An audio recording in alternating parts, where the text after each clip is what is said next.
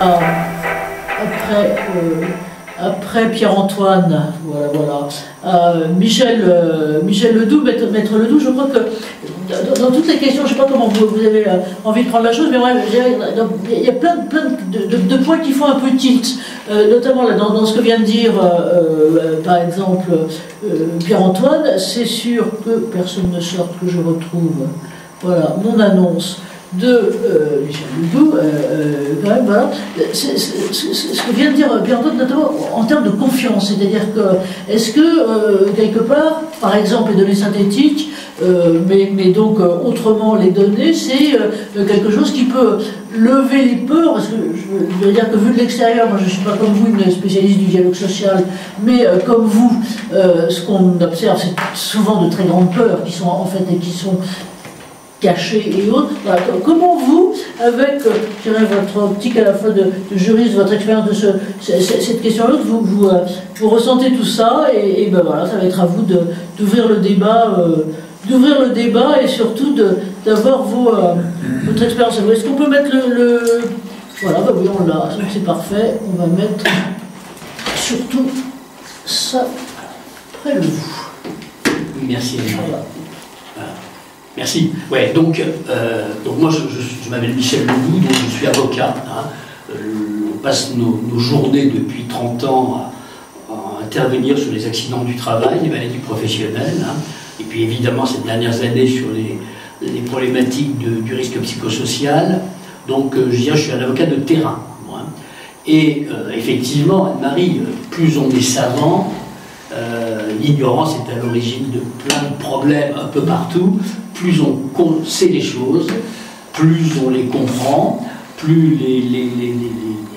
les informations sont partagées, plus la confiance est là, et plus on peut avancer. Bon. Et alors concernant la question des data, moi je ne suis pas un spécialiste des data d'ailleurs, hein, mais il est clair que ça nourrit évidemment, ça a été démontré, la réflexion de tous ceux qui étudient le travail, que ce soit les services de santé au travail, la RACT tout à l'heure, les institutions. Bon. Mais ceci dit, celui qui est au cœur du dispositif, au cœur du réacteur, c'est quand même l'employeur. Hein. Depuis le 19e siècle, l'obligation de sécurité pèse sur l'employeur. Et donc le problème est de savoir comment ces data, ces informations épidémiologiques, hein, arrivent jusqu'à l'employeur. Hein, bon. Et ça doit arriver jusqu'à l'employeur, parce que l'employeur, effectivement, est tenu depuis très longtemps à une obligation de sécurité, alors qui n'est plus une obligation de résultat, même si on pourrait toujours discuter de ce qui se passe sur le terrain, mais une obligation très lourde. Hein. L'employeur doit préserver la santé physique et mentale des travailleurs, assurer la sécurité et préserver la santé physique et mentale des travailleurs. Ça, c'est le code du travail. Hein.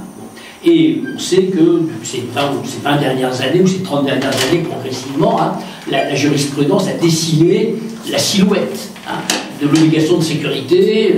Il y a 20 ans, on a parlé d'obligation de sécurité d'un résultat. Aujourd'hui, elle n'est plus d'un résultat, mais en cas de pépin, l'employeur doit justifier qu'il a respecté la logique des principes généraux de prévention, autrement dit, une bonne évaluation des risques et derrière, des bons plans d'action. Bonne évaluation des risques et des plans d'action pertinents, intelligents.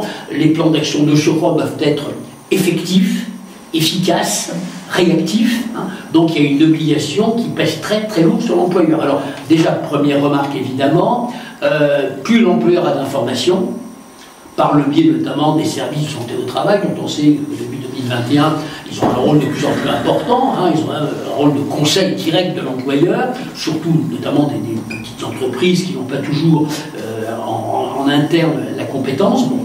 Donc évidemment, plus les data, toutes les informations tirées des data vont atterrir sur le bureau du préventeur ou du directeur des ressources humaines, plus l'évaluation des risques va être pertinente, hein, et plus les plans d'action seront ajustés, efficaces, effectifs. Bon, hein.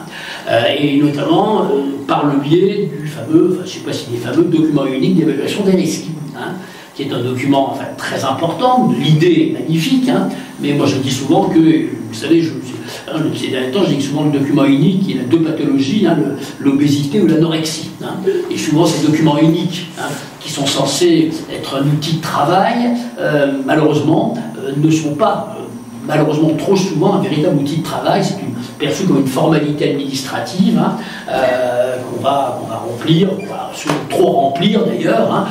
Du coup, on s'y retrouve plus. Voilà. Donc, en tous les cas, plus les informations descendant des datas seront claires, nettes et précises, plus l'employeur, évidemment, va être efficace. Et également, les partenaires sociaux, le CSE. Plus on a d'informations, plus le CSE va pouvoir mettre l'employeur en face de ses responsabilités. Et alors, il y a même, pour moi, qui vit ça au quotidien, un intérêt très important sur la question des maladies professionnelles. Pour moi, les maladies professionnelles, c'est l'avenir du risque professionnel. Dieu merci, les accidents du travail, bon, il y a encore plein de choses à faire, mais on s'est quand même un peu amélioré ces 30 dernières années. Il y a encore du travail, mais enfin, bon, alors que les maladies professionnelles, on sait qu'elles augmentent, qu'elles proviennent des conséquences de management délétère ou, par exemple, des produits toxiques nocifs, elles ne cessent d'augmenter. Et je pense que les études épidémiologiques, notamment pour la vie des data, vont permettre indiscutablement de mieux comprendre et de savoir où agir sur ces questions des maladies professionnelles, qui sont en ascension perpétuelle. Nous, on vit ça au quotidien au cabinet, c'est un vrai sujet très très important et qui est d'ailleurs un petit peu délaissé. Un petit peu délaissé, alors pas par la responsabilité civile, mais notamment par la responsabilité pénale. Les procès pénaux pour des employeurs qui exposent directement leurs salariés à des produits dangereux, par inhalation, avec des pathologies à effet différé, il n'y a quasiment rien.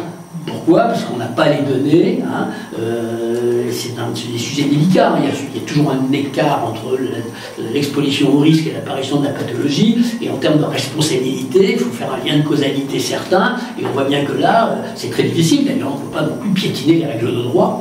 Mais je pense que les études épidémiologiques, les datas, la visibilité que tout ça nous donne progressivement va certainement améliorer considérablement l'information de l'employeur d'ailleurs. Il a intérêt à être informé puisqu'il engage sa responsabilité, et celle des partenaires sociaux, des CSE. Donc je pense, vous savez, en matière sur ces sujets-là, il faut déjà savoir, il faut ensuite comprendre, ensuite il faut agir, et en cas de pépin, justifier. Donc déjà, savoir, les infos, est-ce que tous les employeurs les ont, les grandes entreprises ont plus de moyens que les petites, qui ne savent pas automatiquement, même qui ne savent rien souvent. Derrière, il faut comprendre, parce que c'est bien gentil de savoir, mais comprendre, et là, il y a les services de médecine du travail qui sont quand même là pour essayer d'expliquer, puis derrière, il faut agir. Agir, et puis, en cas d'incident, si on vous demande des comptes, il faut justifier. Oui, on voit bien, merci Michel, on voit bien la logique globalement qui est là, mais